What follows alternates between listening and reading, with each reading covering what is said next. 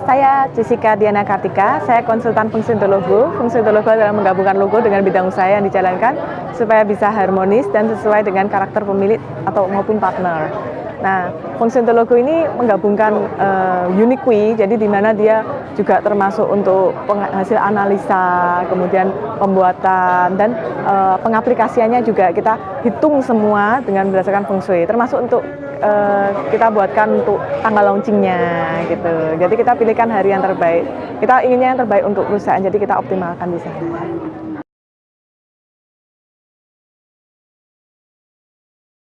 Saya mulai sejak saya kuliah di tahun 2007. Waktu itu ada klien pertama saya dengan nama PT Mandiri Jaya Makmur Sentosa.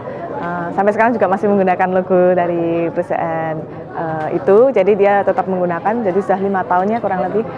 Setelah itu banyak sekali permintaan pembuatan desain logo, jadi kita bantu untuk desainkan. Ayah saya juga adalah konsultan feng shui, Mas Dian MRE, tapi lebih banyak untuk bangunan.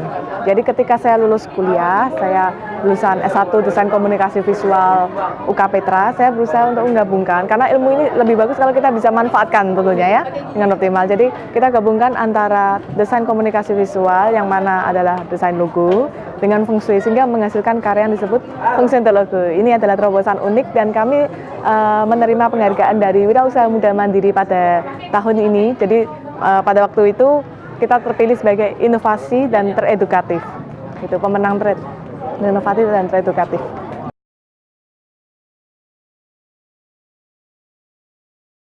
Setiap orang yang memiliki permintaan yang unik, jadi dari bidang usaha, mereka memiliki usaha yang berbeda-beda, jadi kita juga analisanya juga berbeda-beda. Antara satu usaha dengan usaha yang lain memiliki keunikan tersendiri gitu, jadi targetnya juga berbeda di sana.